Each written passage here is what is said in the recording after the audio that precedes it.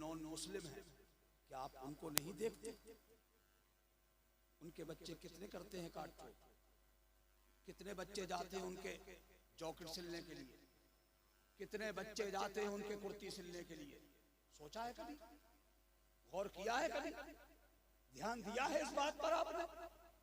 बच्चे उनके भी बाहर जाते, मगर आपका बच्चा सिलाई करने जाता है, उनका बच्चा यूनिवर्सिटी में अपनी जिंदगी बनाने जाता है।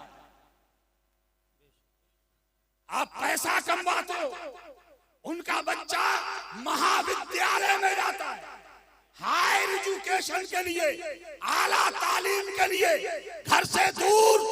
बाप उसका भी है, बाप हमारे बच्चे का भी है। हमारे बच्चे का बाप गलियों में जगह जगह बैठकर पंचायतें करेगा, इलेक्शन लड़ाने की कोशिश करेगा, किसी को हराएगा, किसी को जिताएगा।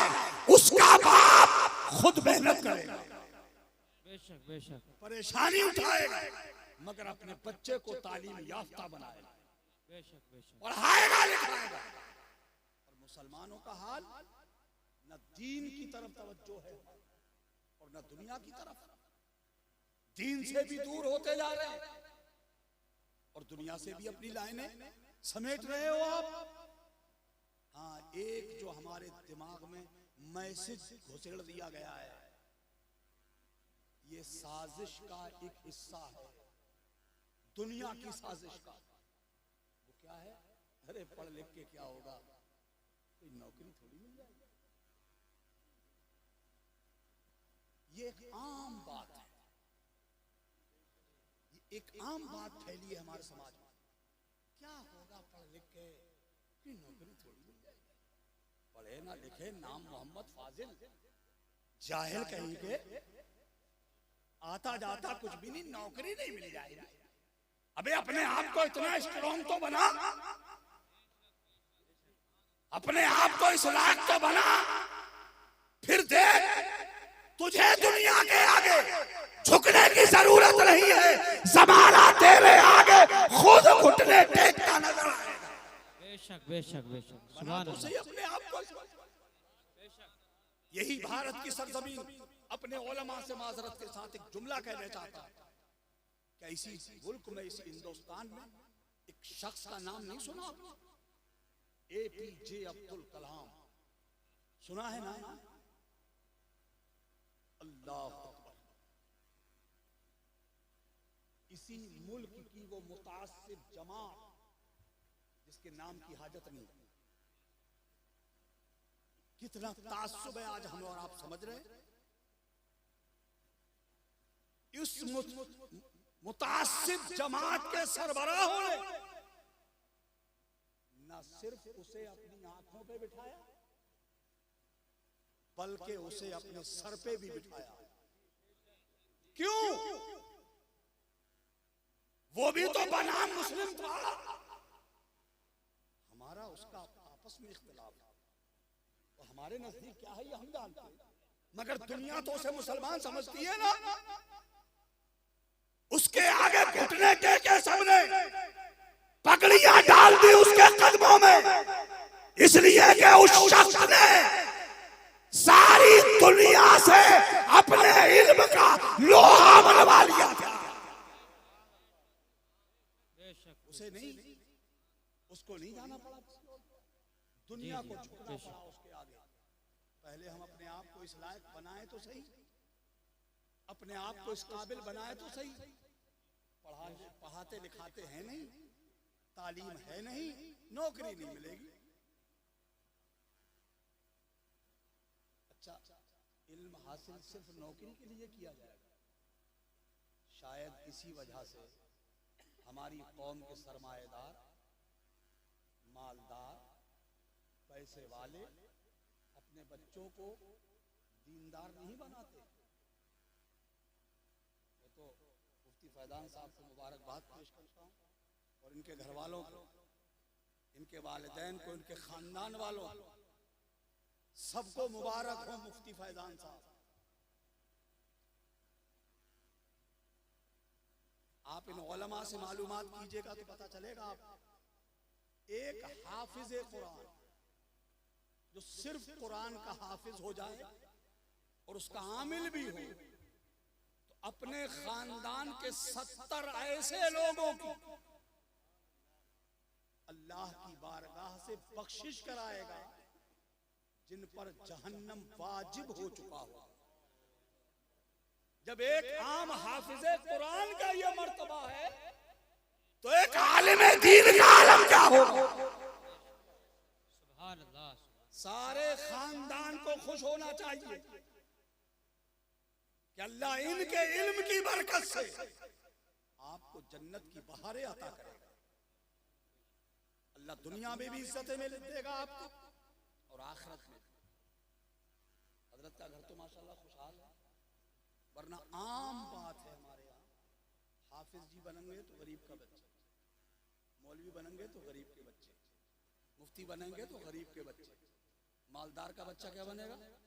डॉक्टर, इंजीनियर, बैरिस्टर, मास्टर, वकील, आईएएस, आईपीएस, पीसीएस, वैज्ञानिक, साइंटिस्ट। क्यों? और हाफिज जी कौन बनेंगे? गरीब के बच्चे। इसलिए कि समाज में एक बात फैली है कि ये हाफिज और मौलाना बन के क्या होगा, मस्जिद में रहेंगे, क्या तनख्वाह होगी इनकी? 9,000, 10,000। मोहल्ले वाले, गांव वाले कुछ ज्यादा ही मेहरबान हो गए तो 15,000। मस्जिद की आमदनी कितनी ही हो, मस्जिद को मुनाफा कितना ही हो, तनख्वाह वही होगी। मिजाज बनाया है। शहरों में आप देख लीजिए, अंदाजा लगाइए, एक एक मस्जिद की आमदनी 5-5 लाख रुपए महीना तक होती है, मगर मस्जिद के इमाम की तनख्वाह भी 15,000 से ऊपर नहीं हो सकती। 15,000 इमाम साहब को दे दिए, 10,000 मौज़िन को दे दिए, 25,000, 4.25 लाख कहाँ गए? लिया है साहब। ये हम लोगों ने एक सिस्टम बना लिया, काश हम इसे बदलें, इसे चेंज करें तो दुनिया का माहौल भी चेंज हो और दुनिया के बड़े बड़े लोग सोचने पे मजबूर हो जाएं। हमारे मदरसे, हमारी मस्जिदों के जैसी आमदनी हो उसी के मुताबिक उनकी तनख्वाहें मुकर्रर करनी चाहिए। अगर मस्जिद की आमदनी 5 लाख रुपए है तो मस्जिद के इमाम की तनख्वाह भी 1 लाख या 2 लाख रुपए होना चाहिए, ताकि मेरा मालदार भाई भी अपने बच्चे को कुरान का हाफिज और आलिम दीन बनाने पे मजबूर हो। सुभान अल्लाह। हम नहीं करते। सोच बनाओ मुसलमान और गौर करो, तालीम इंतहाई जरूरी चीज, बहुत अहम है। देखो, आप चाहते हो कि हमारी आने वाली नस्लें दुनिया के शाना बशाना खड़े हो सके, हमारी आने वाली कौम दुनिया की आंखों में आंखें डालकर जीने का जज्बा रखती है, दुनिया के सामने सर उठा के जी सके। अगर ऐसा समाज छोड़ के जाना चाहते तो मकान बनाने से काम नहीं चलेगा, बंगले बनाने से काम नहीं चलेगा, बैंक बैलेंस करने से काम नहीं चलेगा, प्लाट खरीद लेने से काम नहीं चलेगा। उसके लिए जरूरी है हमारे बच्चे तालीम याफ्ता। एक पढ़ा लिखा आदमी ही दुनिया की आंखों में आंखें डाल सकता है, अनपढ़ आदमी नहीं, अंगूठा छाट नहीं, पढ़ा लिखा आदमी। और हमने पढ़ाई की तरफ तवज्जो नहीं की। हमने पढ़ाई, हम ये नहीं कहते कोई आलिम दीन ये आपको कहता नहीं मिलेगा कि हमारे यहाँ जितने बच्चे हैं सबके सब हाफिज़े कुरान हो जाए, सबके सब आलिम दीन हो जाए, सबके सब मुफ्ती वक्त हो जाए, कोई नहीं कहेगा। इसलिए कि अगर सब हाफिज हो जाएंगे, सब आलिम हो जाएंगे, सब कारी हो जाएंगे, सब मुफ्ती हो जाएंगे, तो डॉक्टर कहाँ से आएंगे, इंजीनियर कहाँ से आएंगे, मास्टर कहाँ से आएंगे, वकील कहाँ से आएंगे, जज कहाँ से आएंगे, आईएएस और पीसीएस अधिकारी कहाँ से आएंगे। अगर ये सब के सब दीनदार बन गए तो ये सब कहाँ से आएंगे। जैसे मेरी कौम को एक हाफिज कुरान की जरूरत है, एक आलिम दीन की जरूरत है, एक मुफ्ती वक्त की जरूरत है, ठीक ऐसे ही हमारी कौम को एक MBBS डॉक्टर की जरूरत है, एक अच्छे वकील की जरूरत है, एक अच्छे IAS की जरूरत है। जैसे हमारी कौम को दीनदार लोगों की जरूरत है, वहीं दुनियावी इल्म के से आरास्ता लोगों की जरूरत है। इसलिए कि ये भी एक साजिश का हिस्सा है दुनिया का। हमारा इलाज के नाम पे भी शोषण होता है, इलाज के नाम पे भी हमें लूटा जाता है। आप अस्पतालों का जायजा लो।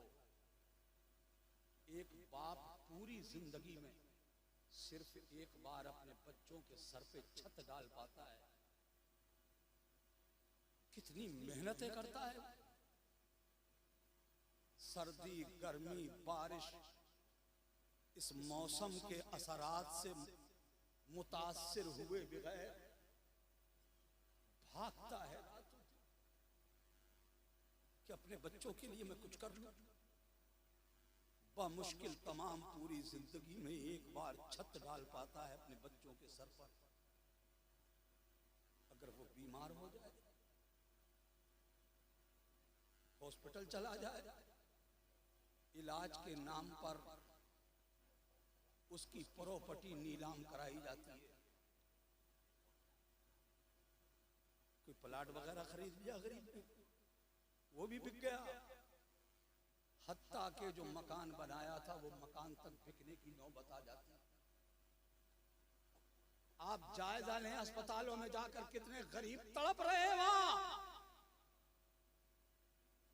चूंकि दुनिया की कोशिश है कि मुसलमानों को मुआशी एतबार से आर्थिक तौर पर इतना कमजोर कर दो कि ये सर उठा ही ना सके, हम इन्हें कदमों के नीचे रौंद डाले,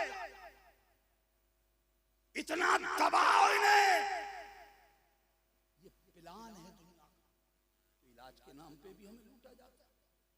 उसके लिए सख्त जरूरत है कि अब हमारे बच्चे MBBS, MS, MD इस तरह के डॉक्टर अब हमें चाहिए,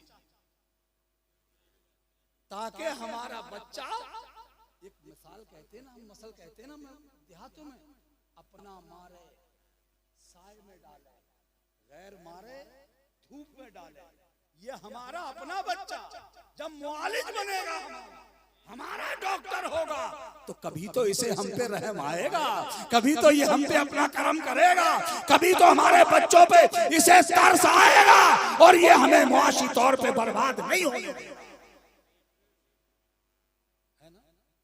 इसलिए हमें डॉक्टर की भी जरूरत है, हमें वकील भी चाहिए। इसलिए कि अल्हम्दुलिल्लाह हम कौम ऐसी है। कैसी कौम है हम? पड़ोसी से हो गई अन्न बंद,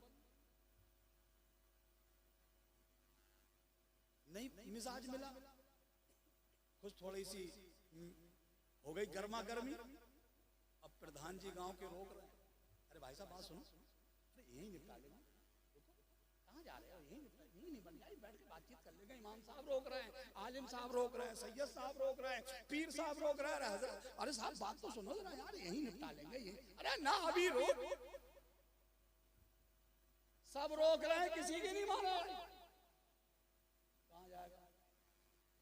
सीधे चौकी या थाने, इससे पहले नहीं रुकेगा। अच्छा एक बात देखो कितने मजे की, हजरत मुफ्ती साहब यहां से तो पूरे जोश में जाएगा और चौकी और थाने के गेट पे जाके सरेंडर,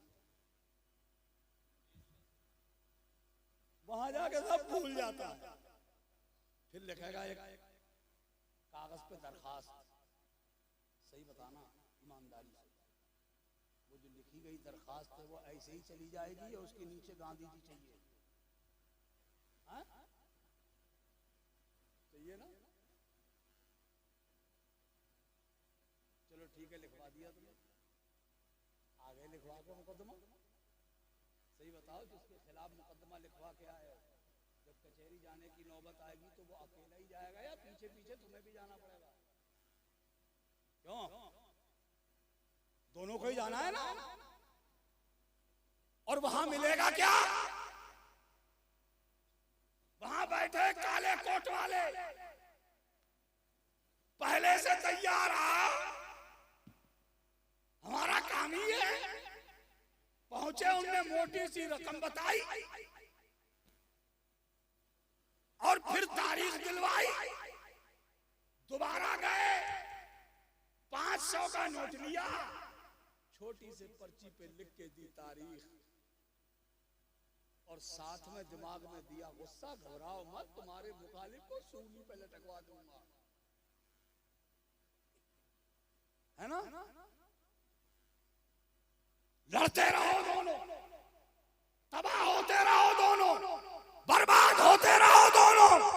इसलिए मेरे कौम के बच्चों को वकील भी होना जरूरी है, ताकि हम दो भाई लड़के कचहरी पहुंचे तो वो काले कोट वाला हमारा भाई वकील हो।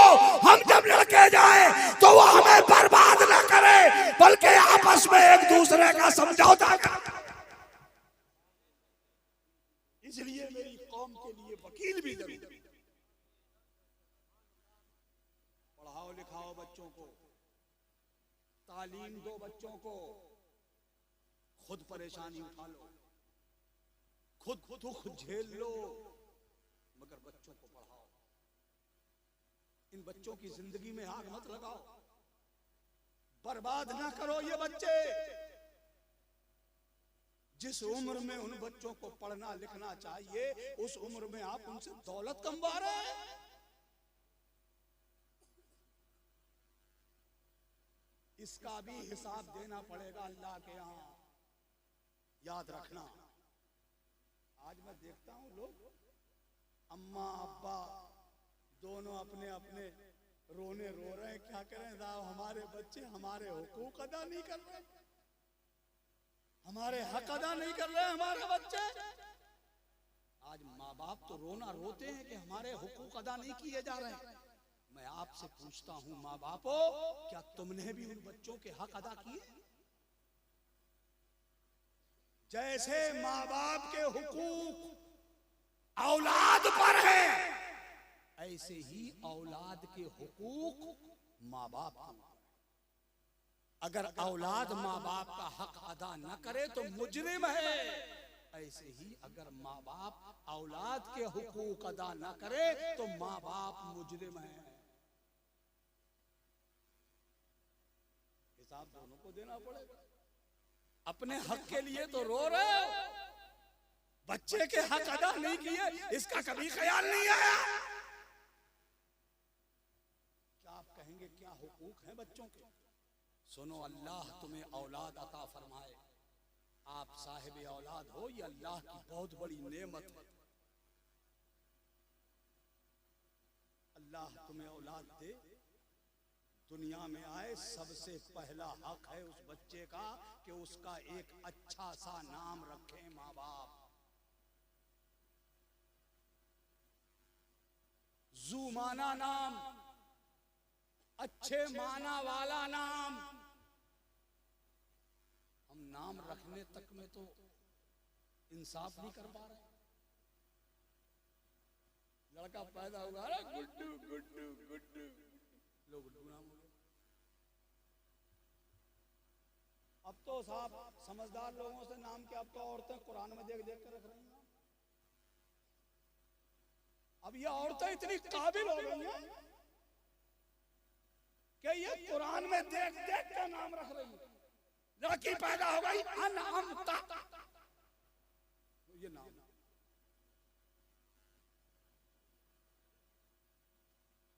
नाज़रीन, और एक ने तो नाम रख दिया जालिमीन। ये इल्मा इल्मा इल्मा नाम बताइए। ये औरतें जिसे खुद कुरान को खुद पढ़ती है, रे रे रे रे करती हैं।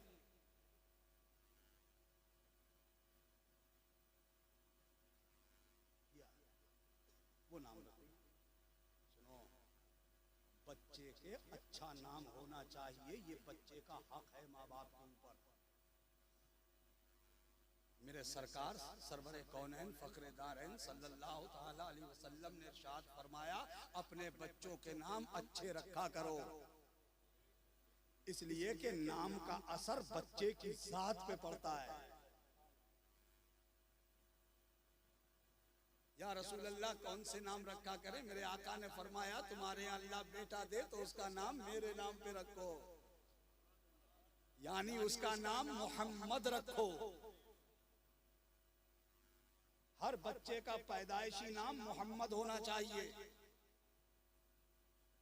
अब ये नाम बताओ तो आवाज ये तो पुराना हो गया। अच्छा, कोई आ भी जाता है नाम रखवाने तो कहते हैं हजरत ऐसा नाम रखियो शॉर्टकट हो और पूरे मोहल्ले में किसी का ना हो, है ना? अल्लाह अकबर। उलमा फरमाते हैं, जिस घर में कोई मोहम्मद या अहमद नाम का शख्स रहता है, उस घर की जियारत करने के लिए अर्श आज़म से फरिश्ते आते हैं। अल्लाह अकबर। मेरे प्यारे आका का प्यारा नाम पाक, सुभान अल्लाह, बोलो सुभान अल्लाह। मेरे मुस्तफा का प्यारा नाम, अपने बच्चों का नाम रखो, इसकी अजमत जानी है आपने। कल बरोज़े हश्र हम सब जमा होंगे, हश्र का मैदान होगा, अव्वलीन व आखिरीन सारे इंसान मैदान महशर में जमा हो जाएंगे। हजरत रिजवान अलैहिस्सलाम को अल्लाह का इज़्न होगा, आप जन्नत के दरवाजे खोलकर जन्नत के दरवाजे पे खड़े होकर ऐलान करेंगे, मोहम्मद आ जाएं, जन्नत का दरवाजा खुला है। उलमा फरमाते हैं, ये ऐलान तमाम अहले महशर समाअत करेंगे, और जिसका नाम मोहम्मद होगा वो सब जन्नत की तरफ को बढ़ेंगे, दौड़ लगाएंगे कि मुझे पुकारा जा रहा है, आवाज दी जा रही है। जितने मोहम्मद नाम के अशखास होंगे वो सब के सब जन्नत के दरवाजे पे इकट्ठा हो जाएंगे। हजरत रिजवान अलैहिस्सलाम फरमाएंगे, लोगों तुम कैसे आए हो?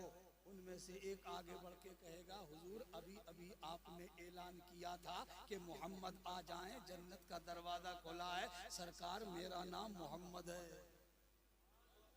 मेरा नाम मोहम्मद है। दूसरा आगे बढ़ के कहेगा, मेरा नाम मोहम्मद है। तीसरा कहेगा, मेरा नाम मोहम्मद है। चौथा कहेगा, मेरा नाम मोहम्मद है। पांचवा कहेगा, मेरा नाम मोहम्मद है। सब यही कहेंगे कि मेरा नाम मोहम्मद है। तो हजरत रिजवान फरमाएंगे, ए लोगों, मैंने तुम्हें नहीं बुलाया, मैंने तो मोहम्मदुर रसूलुल्लाह को बुलाया था, मैंने तो आकाए दो जहां को बुलाया था, तुम्हें नहीं बुलाया।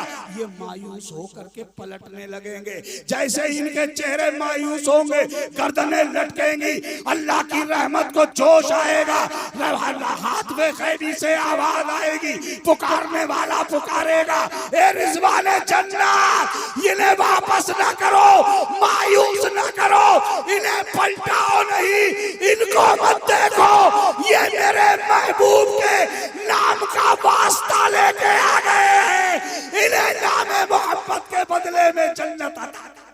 सुभान अल्लाह, सुभान अल्लाह अकबर।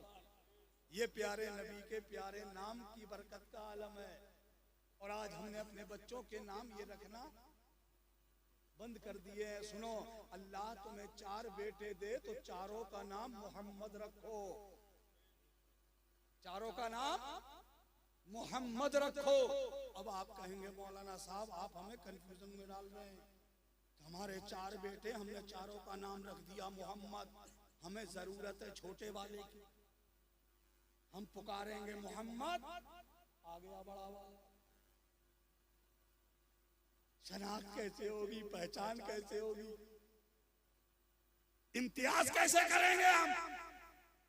सबके नाम तो मोहम्मद रख दिए। हमारे उलमा बड़े ज़हीन हैं, तरकीब बता देते, बच्चा पैदा हो घर में, नाम रखो मोहम्मद, आगे बढ़ा दो आरिफ। दूसरा बेटा पैदा हो, नाम रखो मोहम्मद, आगे बढ़ा दो आरिश। तीसरा पैदा हो, नाम रखो मोहम्मद, आगे बढ़ा दो काशिफ। अब 3 बेटे हो गए, तीनों के नाम पैदाइशी हो गए मोहम्मद। इम्तियाज के लिए एक आरिफ हो गया, एक आरिश हो गया और एक काशिफ हो गया। हो गया इम्तियाज। अल्लाह अकबर, ये नाम पाके मुस्तफ़ा है। उलमा फरमाते हैं जिसके यहाँ सिर्फ लड़की ही लड़की पैदा होती हो, उसे तमन्ना हो कि मेरे घर लड़का पैदा हो जाए। उलमा फरमाते हैं जब उसकी बीवी उम्मीद से हो, शौहर उसका अपनी बीवी के पेट पर अपनी शहादत की उंगली से मोहम्मद लिख दे और नियत समीम करे, पक्का इरादा कर ले कि अल्लाह ताला मुझे बेटा देगा तो मैं उसका नाम मोहम्मद रखूंगा। उलमा फरमाते इंशाअल्लाह उसके घर बेटा ही पैदा होगा। अरे हम ये बरकतें हासिल करते ही नहीं, हम बड़ी कुछ चीजों को बहुत आम समझ करके छोड़ देते। जैसे आज के दौर में आप देखते हो, जिसे देखो उसकी जबान पे एक शिकवा है, साहब मेरे घर में बरकत नहीं होती, साहब मैं पैसा बहुत कमाता हूँ, दौलत बहुत कमाता हूँ, मगर साहब बरकत नहीं है, कहाँ चला जाता है पता ही नहीं चलता।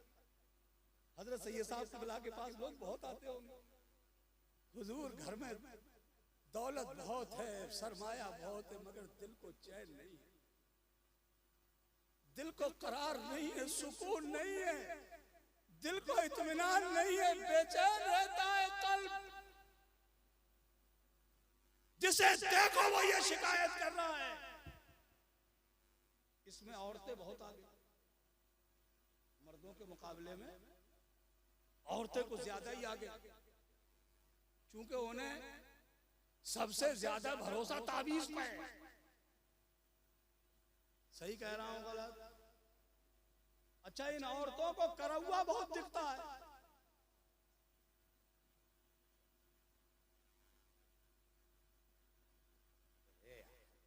हम लोग जिंदगी जी रहे हैं, जिंदगी में उतार चढ़ाव आता ही है। अरे कभी खुशी कभी गम, खुशी और गम के मिले जुले लम्हात गुजारने का नाम जिंदगी है। अरे निरी खुशी ही खुशी हो तो गम का क्या ऐसा, निरा गम ही गम हो तो खुशी का क्या पता। दोनों चीज जब जिंदगी में आती है तो खुशी का भी मजा मिलता है और गम का भी थोड़ा अफसोस भी होता है। ऐसी जिंदगी जियो, होता है जिंदगी में कभी उतार चढ़ाव हो जाता है, कभी कभी कारोबार में नुकसान भी हो जाता है, घाटा हो जाता है, बीमारी सीमारी बढ़ जाती है, घर में बुखार जाड़ा बढ़ गया। अब आदमी तो ये सोच रहा है मैंने यार काम तो बहुत अच्छा से किया था, मगर पता नहीं क्यों नुकसान हो गया। पीछे से कान में खबर आ रही है, सुन रहे हो, ऐसा लग रहा है आपने यहाँ करवा दिया किसी ने। सही है गलत है? अरे कुछ तो हाँ हूं तो करो यार, यार डर रहे हो तुम।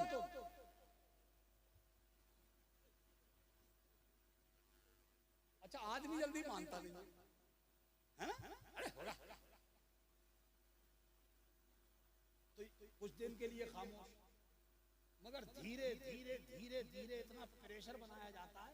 देखो मान नहीं रहे हो तुम, है कराया हुआ तो बेचारे को ऐसे भी घुटने ही टेकने पड़ जाए यार, हो सकता है। सही कह रही है, करवाया ही वो। ये हाल है। ये नहीं सोचती है कि हम नमाज़ें नहीं पढ़ रहे हैं, हम घर में कुछ ऐसे कारनामे अंजाम दे रहे हैं जिसकी नहूसत की बुनियाद पर हमारे घर में आफतें आ रही हैं। कोई कराया बनाया हुआ नहीं। सुनो गौर से, मेरे उलमा फरमाते हैं हर घर में जूते चप्पल तो पहने जाते हैं ना, इसे बहुत मामूली समझते हैं हम लोग। जिस घर में जूते या चप्पल उल्टे पड़े रहते हैं उन घरों में बरकत नहीं होती। जिन घरों में गुसल खाने होते हैं उन गुसल खानों में पैखाना या पेशाब किया जाता है, उन घरों में बरकत नहीं होती। अब एक सिस्टम चल गया अटैच वाला, उसी में गुसल खाना, उसी में पकाना, है ना? और उलमा कहते हैं कि जिस गुसलखाने में पेशाब किया जाता है उस घर में बरकत, जिस मकान में मर्द खड़े होके पैजामा या पैंट पहनते हैं उस घर में बरकत नहीं होती। जिन घरों में औरतें नहाने के बाद या वैसे खड़े होके बाल काटती हैं उन घर में बरकत नहीं होती।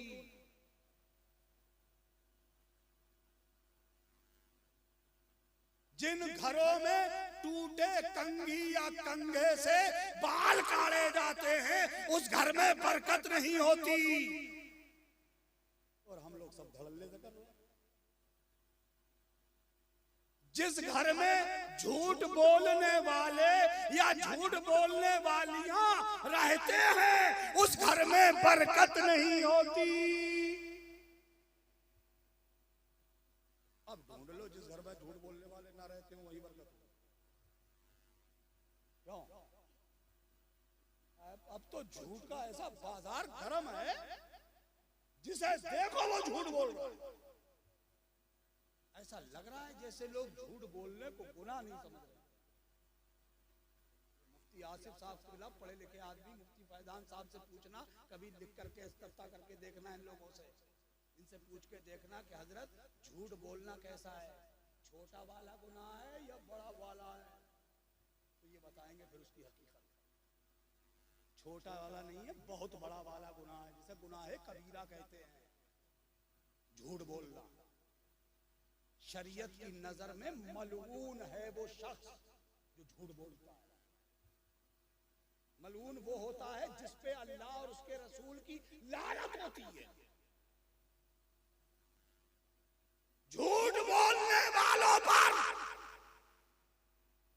अल्लाह की, उसके फरिश्तों की, उसके रसूलों की लानत बरसती है। हमें कोई फर्क नहीं पड़ रहा है, हम तो जहां बैठे झूठ बोल रहे। आदमी चार आदमियों में बैठा हुआ बातचीत कर रहा है, बातों बातों में झूठ बोल रहा है। न लेना एक न देना दो, एक नए सिक्के का फायदा नहीं, खाली अपनी धौंस जमाने को झूठ बोल रहा है। दूसरों पे इंप्रेस डालने के लिए, दूसरों पे तासुर छोड़ने के लिए झूठ बोल रहा है। ये हाल है।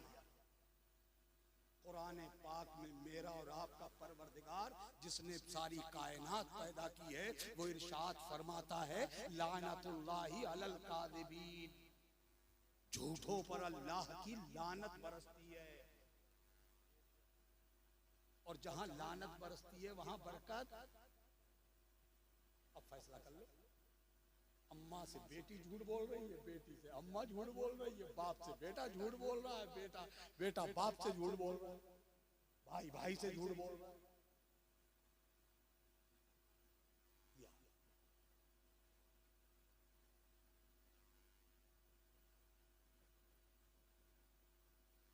बरकतें तलाश करते हैं आप,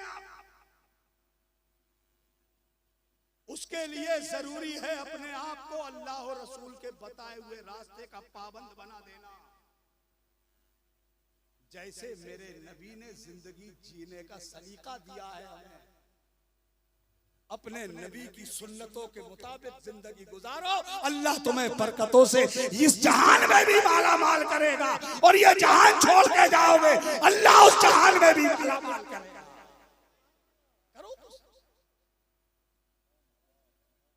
अल्लाह हमें अमल की तौफीक अता फरमाए, रसूलुल्लाह की सुन्नतों से अपनी जिंदगी सजा लो, अपने मकानात सजा लो।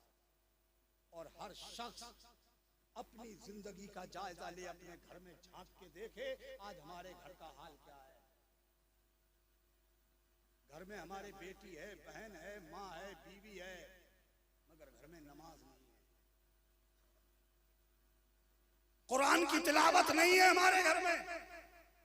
हमारे समाज का तो आलम है, बूढ़ी हो गई है माए, बुढ़िए मुंह में दांत नहीं रहे, पेट में आते रही कब्र में पैर लटक रहे हैं, मरने किनारे जा रही है बुढ़िया, दिन भर पान खाएगी, नमाज नहीं पढ़ेगी एक टाइम की भी। अंदाजा लगाओ, गौर करो और सोचो। ये मेरी बहन बेटियां चाहती है हमारे घरों में बरकतों के दस्तरखान उतरे, नमाजों से कोसों दूर। अजानों पे अजानें होती रहती है, मस्जिदों के मीनारों से अल्लाह का मुनादी आवाज देता रह जाता है, मगर हमारे घरों में कोई चहल पहल नहीं, कोई मुसल्ले बिछाने की तैयारी नहीं, कोई वुजू करने की तैयारी नहीं, कोई नमाज पढ़ने की तैयारी नहीं। कब्रिस्तान बना दिए हैं अपने अपने मकानों को। जिन मकानों में नमाज नहीं पढ़ी जाती वो मकान किसी कब्रिस्तान से ज्यादा अहमियत नहीं रखते। माँ है, बेटी है, बहन है, बीवी है, नमाज नहीं है, फिर शिकायत है कि बरकत नहीं है। अल्लाह, आज के हमारे इस जमाने में हमारे घर की खवातीन के पास वक्त ही वक्त है, टाइम ही टाइम है, समय ही समय है। क्या बहाना चलाएंगे? है कोई बहाना? आज तो सारा काम हमारे घर में जो किए जाने वाले काम हैं वो औरतों को नहीं करना पड़ रहा है, सब मशीनें कर रही हैं। सही है गलत? अब तो वक्त ही वक्त है। वो जमाना देखो, उस जमाने की खवातीन को देखो। एक मिसाल समझो मेरी बेटियों, मेरी बहनों, एक ऐसी खातून दिखाता हूं मैं तारीख के पर्दे पे आपको, अल्लाह की कसम, जिसका जवाब इस कायनात में किसी के पास है ही नहीं। कोई दुनिया की औरत जिनके बराबर ठहर ही नहीं सकती, जिनकी कोई मसावात नहीं, कोई बराबर नहीं, कोई तसावी नहीं। कौन है? अल्लाह, मखदूम-ए कायनात, सैयदा-ए कायनात, हजरत सैयदा तैयबा ताहिरा आबिदा जाहिदा, और यूं कह लीजिए हाफिजा आलिमा कारिया, सबको कहना चाहिए सुभान अल्लाह। हजरत सैयदा फातिमा ज़हरा रज़ी अल्लाह, सुभान अल्लाह। है कोई उनकी बराबरी? कोई औरत उनके बराबर हो सकती है? अरे जरा उनकी, मेरी बेटियों, मेरी बहनों, जरा गौर से सुनना। ये बस ये आखिरी जुमलों में मेरी गुफ्तगू है। मैं एक मैसेज छोड़ना चाहता हूँ आपके लिए, मैं आपके जहन में कुछ डालना चाहता हूँ। आज तुम नमाजों से इतनी दूर हो गई हो। अल्लाह के रसूल की शहजादी, उनकी अजमतों का आलम तो देखो। तुम भी किसी की बेटी हो, वो भी किसी की बेटी है। तुम भी किसी की बीवी हो, वो भी किसी की बीवी है। तुम भी किसी की माँ हो, वो भी किसी की माँ है। पहचानो जरा, फर्क देखो आप में और उनमें। उनके वालिद नबियों के सरदार, उनके शौहर वलियों के सरदार, उनके बेटे जन्नती जवानों के सरदार। और रह गई सैयदा फातिमा, तो मेरे आका इरशाद फरमाते, फातिमा तो सैयदतो निसाइल आलमीन। सब कहो सुभान अल्लाह। सुभान। मेरी बेटी फातिमा हर जमाने की औरतों की सरदार। एक बार तो खातून जन्नत ने हुजूर से पूछ लिया, बाबा आप मेरे लिए फरमाते हैं कि मैं हर जमाने की औरतों की सरदार हूँ, तो मेरे बाबा जान हजरत ईसा अलैहिस्सलाम की माँ हजरत मरियम के मर्तबे का क्या हुआ? वो तो एक पैगंबर की माँ है। ऐसे पैगंबर की माँ जिन्हें अल्लाह ने बगैर बाप के पैदा किया, उनके मर्तबे का क्या हुआ? तो जाने कायनात मुस्कुराए, जाने ईमान मुस्कुराए, मेरे मुस्तफा मुस्कुराए, और यूं मुस्कुराए कि जान सी कलियों में पड़ गई, यूं लब कुशा हुए कि गुलिस्तां बना दिया। और मेरे आला हजरत बोले, जिसकी तस्कीन से रोते हुए हंस पड़े, उस तबस्सुम की आदत पे लाखों सुभान अल्लाह, सुभान अल्लाह, माशाअल्लाह, सुभान।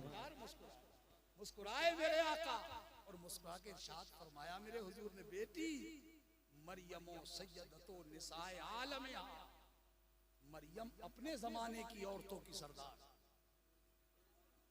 मगर ये मेरी शहजादी, अल्लाह ने तुम्हें हर जमाने की औरतों का सरदार बनाया।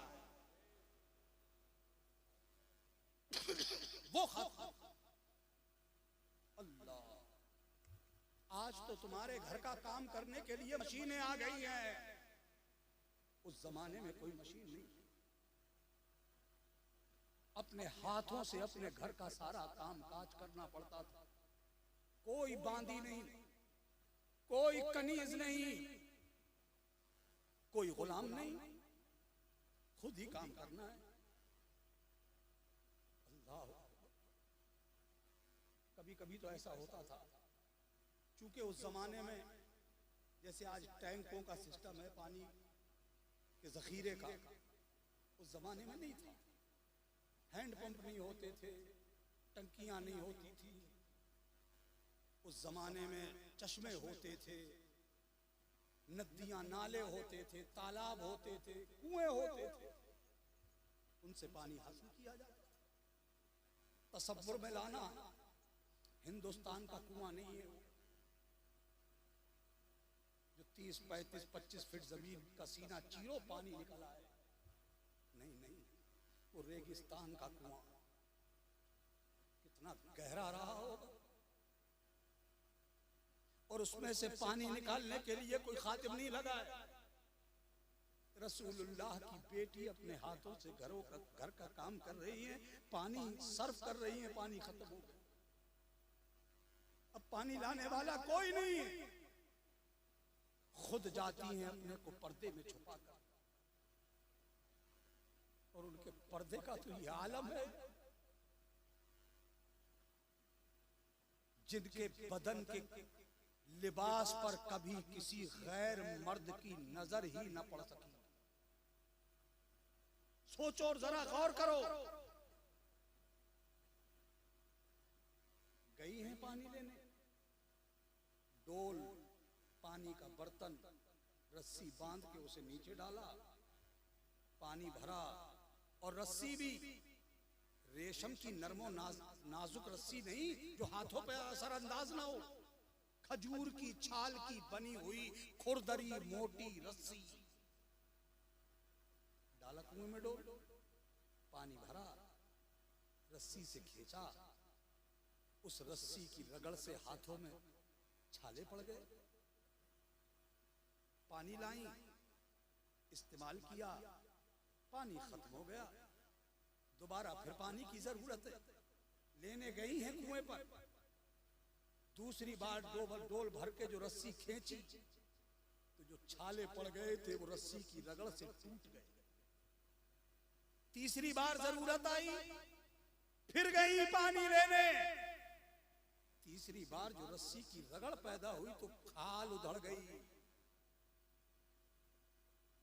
खून निकल आया उनके हाथ, कपड़े की पट्टी बांधी, खून तोड़ के, पट्टी तोड़ के खून निकल आया।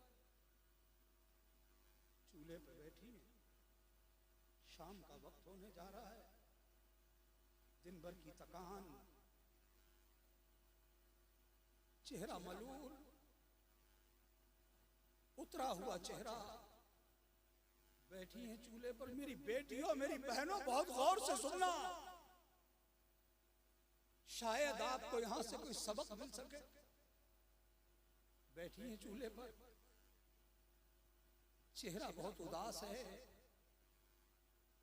अचानक आपको अपने मकान के दरवाजे पे ऐसा लगा कि कोई आ रहा है, किसी के कदमों की आहट महसूस हुई। कदमों की आहट से खातूने जन्नत ने अंदाजा लगा लिया कि मेरे ताजदार आ गए, मेरे शौहरे नामदार आ गए। जो चेहरे पे उदासी थी, जो मायूसी थी, आपने उस चेहरे की मायूसी को उतार के फेंक दिया, अपने चेहरे को खुशहाल, हशाश बशाश बनाया, मुस्कुराता हुआ चेहरा बनाया। जब मैंने ये तब्दीली तारीख के हवाले से खातूने जन्नत के चेहरे पे देखना चाहिए तो मैंने बड़ी गुलामाना अंदाज में उनकी खिदमत में अर्ज किया है, रसूलुल्लाह की शहजादी, अभी तो चेहरे पे चेहरा बहुत मलूल था, उतरा हुआ चेहरा था, आपने अचानक इसे खुशहाल क्यों बना लिया? तो उनका अंदाज बोलता है, नादान, मेरे बाबा ने जब मेरा निकाह मौला अली के साथ किया था तो मुझसे फरमाया था, मेरी बेटी तुम हमेशा मेरे अली का दिल खुश रखना, तुम उन्हें कभी नाराज न होने देना, और जब भी वो बाहर से आया करे तो तुम खंदा पेशानी से उनका इस्तकबाल किया करना। मैं चाहती हूं कि हजरत मौलाए कायनात जब मेरे चेहरे पे नजर डालें तो मेरा चेहरा जब उदास पाए तो उनके दिल को तकलीफ ना हो, इसलिए मैं अपने चेहरे को खुशहाल बना रहा। आज अपने अपने घरों का जायजा ले लो भाई, अंदाजा लगाओ आप और गौर करो कि हमारे घर की बीवियां अपने शौहरों का दिल कितना खुश करने की कोशिश कर रही है। ये खातूने जन्नत है। हजरत अली आप सामने आए, हजरत फातिमा तपाक से चूल्हे पर खड़ी हो गई इस्तकबाल के लिए और बड़ी मोहब्बत के साथ किया सलाम। हजरत अली आगे बढ़े, सलाम का जवाब दिया, हाथों में पट्टी बंधी थी, हाथों में हाथ ले लिया हजरत अली ने और हजरत फातिमा से फरमाया, फातिमा ये क्या है?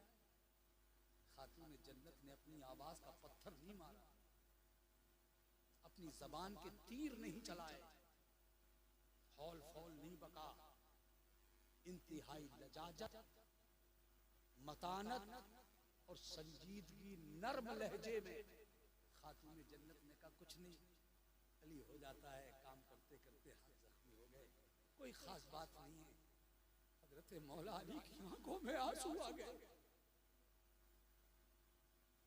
शेर खुदा हैदर कर्रार, मौलाए कायनात हैदर कर्रार ने फरमाया, फातिमा तुम शहंशाह कौनैन की बेटी हो, इमामुल अंबिया की शहजादी हो फातिमा,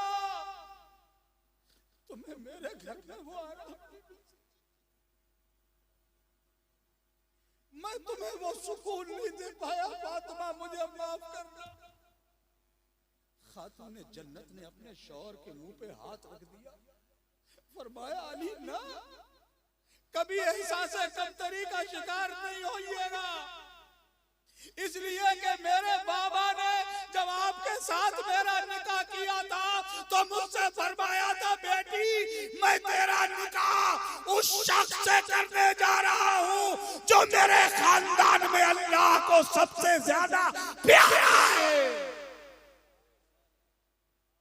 अली मेरे लिए तो इतना ही शर्फ काफी। अल्लाह अकबर। आज दुनिया की सारी आसाइशें, सारी जरूरतें हमारे घरों में मौजूद हैं, हर जरूरत की चीज वक्त पे हाजिर है हमारे यहाँ।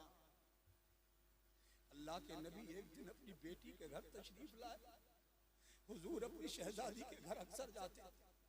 मेरे आका ने कदम रखा, अंदर तशरीफ ले गए, देखा फातिमा नमाज पढ़ रही। अल्लाह अकबर, मेरे आका खुश हो गए। सरकार तशरीफ फरमाए, हजरत फातिमा नमाज पढ़ रही, मेरे हुजूर कितनी मोहब्बतों से देख रहे होंगे अपनी बेटी को। अचानक नमाज पढ़ते पढ़ते फातिमा जहरा के पैर कांपे, लड़खड़ाए पैर, ऐसा लगा कि अब गिर पड़ेंगे, मगर उन्होंने अपने आप को संभाला, नमाज पूरी की। नमाज जब मुकम्मल हो गई तो मेरे हुजूर ने फरमाया, बेटी तुम नमाज में कांप रही थी, तुम गिरने के करीब थी फातिमा। हजरत सैयदा कायनात की निगाह चेहरे नबुव्वत पे पड़ी और रोते हुए कहा, बाबा आज 5 दिन हो गए, एक लुकमा भी खाने को नहीं मिला।